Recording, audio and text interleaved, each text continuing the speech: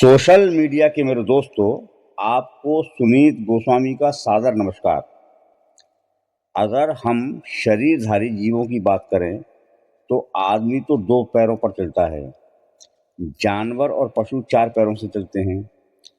कई जीव जंतु ऐसे भी हैं जिनके पैर 1000 से भी ज़्यादा होते हैं। 8-10 पैर वाले जंतु तो हमारे आसपास ही घूमते रहते हैं। मैं यहाँ पैरों की चर्चा क्यों कर रहा हूँ, तो इसकी वजह भी साफ किए देता हूँ। जिस तरह कुछ जीव जंतु कई कई पैरों से चलते हैं, तो उसी तरह हमारा लोकतंत्र भी कई कई पाँवों पर चलकर गति पाता है, स्वस्थ रहता है। लेकिन दुख की बात तो यह है कि दोस्तों, कि भारत का लोकतंत्र अपाहिज हो चला है। मैं अपने दुख को प्रामाणिक तौर पर कह पाऊँ, उससे पहले एक अतीत से आपको रूबरू कराता हूँ।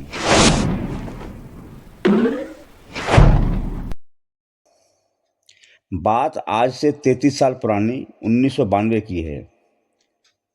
तब मैं इलाहाबाद से प्रकाशित चर्चित पत्रिका मनोहर कहानियाँ का संवाददाता था। दिसंबर 1992 की मनोहर कहानियाँ में मेरी रिपोर्ट कथा प्रकाशित हुई थी, तफ्तीश से जन्मा रिश्ता। सब इंस्पेक्टर गिरीश चंद्र शर्मा यानी कि जीसी शर्मा ने मुझे इस कथा के बारे में बताया था। श्री शर्मा ने मुझे बताया था कि वे जुलाई 1991 में आगरा के थाना रकाबगंज की पुलिस चौकी आगरा फोर्ट में तैनात थे। 5 जुलाई 1991 को उनके पास एक युवती अर्चना राघव बहुत परेशान हालत में आई। अर्चना अपनी ससुराल गुड़गांव से आगरा आई थी। आगरा से उसे अपने मायके सिरसागंज जिला फिरोजाबाद जाना था। बस 7 महीने पहले ही अर्चना की शादी हुई थी। अर्चना इसलिए बहुत परेशान थी कि वह जैसे ही गुड़गांव की बस से आगरा में उतरी और सिरसागंज की बस में चढ़ी, तभी उसकी अटैची चोरों ने पार कर दी। ससुराल द्वारा दिए गए अर्चना के सारे जेवर इसी अटैची में थे।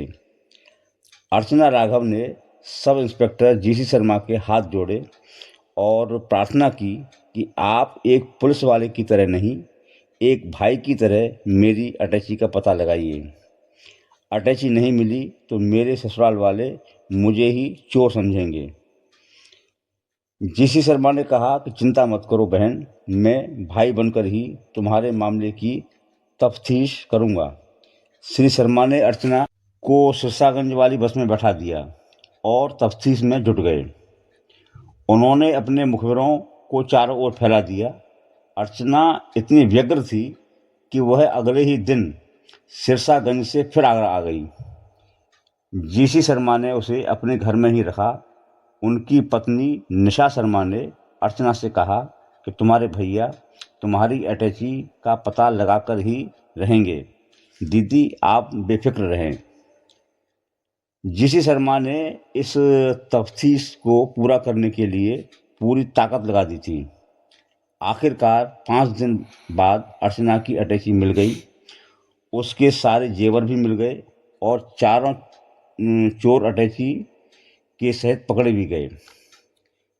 इसके बाद एक पुलिस वाले से एक आम फरियादी का रिश्ता ही कायम हो गया।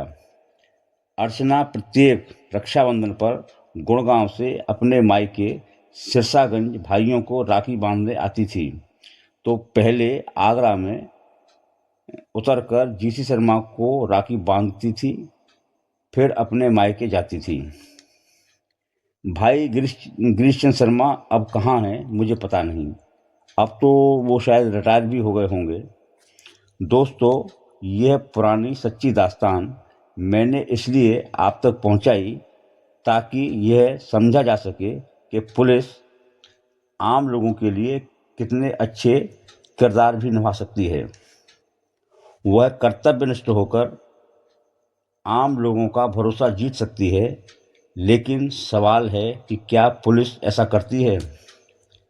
कुछ अच्छे पुलिस वाले ऐसा दावा जरूर करते हैं। आप भी इस पुलिस अधिकारी की यह कविता सुनिए। गर्व करो इस वर्दी पर, सब पर यह रंग नहीं खिलता। आपने सुना कि भागवत प्रसाद नाम के पुलिस अधिकारी कह रहे हैं, गर्व करो इस वर्दी पर, सब पर यह रंग नहीं खिलता। फिर ये पुलिस को जनसेवक भी बता रहे हैं। वह कह रहे हैं, तुम पहुंच सको उनके आंसू जो दीनहीन हैं, शोषित हैं। प्रतिकार करो उन दुष्टों का जो वीर अधर्म से पोषित हैं। तुम पहुंच सको आंसू उनके जो दीनहीन है, शोषित हैं। प्रतिकार करो उन दुष्टों का जो भी अधर्म से पोषित हैं। देखा जाए तो बात इनकी सही है, पुलिस को ऐसा ही होना चाहिए। लेकिन क्या पुलिस ऐसी ही है? पुलिस का यह रूप भी है जो आम आदमी को डराता है। आप भी देखिए।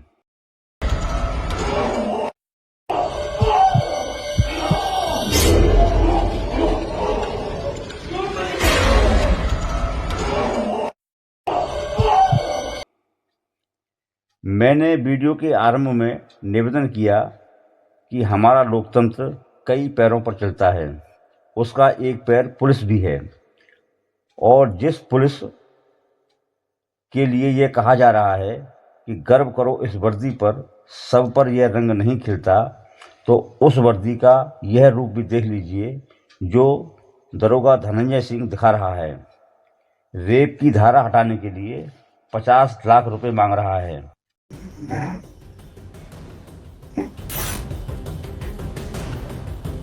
रिश्वत लेते हुए ना तो हाथ कांपे और ना ही चेहरे पर कोई शिकन। दरोगा ठहाके लगाकर बता रहे हैं कि अरे सिस्टम में तो ऐसा ही होता है। यूपी पुलिस की साख पर एक बार फिर से बट्टा लगा है।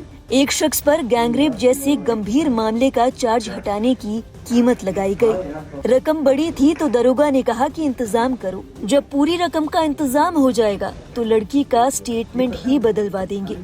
वर्दी कमान गिराने वाले इन दरोगा का नाम धनंजय सिंह बताया जा रहा है, जो कि लखनऊ के पेपर मिल चौकी के इंचार्ज हैं। जिन शख्स पर रेप का आरोप लगाया गया उनका नाम है प्रतीक। दरोगा की ओर से गैंगरेप केस में नाम हटवाने के लिए 50 लाख रुपए की डिमांड की गई थी।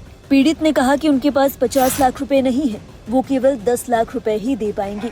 दरोगा ने कहा कि पूरी रकम का इंतजाम करो। घूस देने का ये खेल कई महीनों से जारी था। आप पुलिस वालों की काली करतूतों को जानना चाहें तो वे इतनी अनगिनत हैं कि आप सारी करतूतों का संग्रह भी नहीं कर सकते।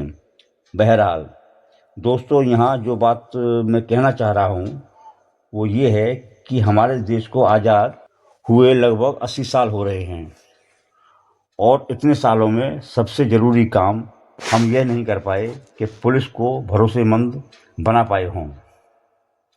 सरकारों ने कई पुलिस सुधार आयोग तो समय समय पर बनाए, लेकिन पुलिस आम लोगों के लिए डरावनी, लालची और भ्रष्ट ही बनी रही। लोकतंत्र में सबसे पहले आता है जीने का अधिकार। इस अधिकार को संविधान के अनुच्छेद 21 के तहत संरक्षित किया गया है। इस अधिकार में जीवन की सुरक्षा तथा स्वतंत्रता का भी समावेश है। आम आदमी के जीने के मौलिक अधिकारों में जो भी अवरोध पैदा होते हैं, उनके निवारण में सबसे पहले पुलिस की ही भूमिका होती है। लेकिन आम आदमी के अनुभवों में पुलिस इतनी डरावनी होती है कि वह पुलिस के पास जाने से डरता रहता है। वह अपना उत्पीड़न, शोषण बर्दाश्त करता रहता है। यही मेरे 2 सवाल हैं जो वीडियो के पोस्टर में मैंने उठाए हैं। पहला सवाल है कि पुलिस हमारे घर कब आएगी। इस सवाल का आशय यही है दोस्तों कि जब भी हम किसी मुसीबत में पुलिस को बुलाएं तो वह एक घर के सदस्य की तरह हमारे घर कब आएगी।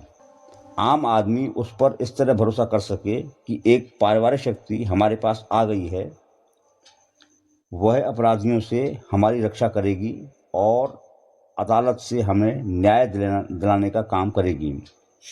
मेरा दूसरा सवाल भी ऐसा ही है कि हम पुलिस के घर कब जाएंगे। मतलब जब हम किसी मुसीबत में थाने जाएं तो हमें ऐसा लगे कि हम अपने घर में ही आ गए हैं। थाने में मौजूद पुलिस से हमें डर नहीं बल्कि संरक्षण की अनुभूति मिले।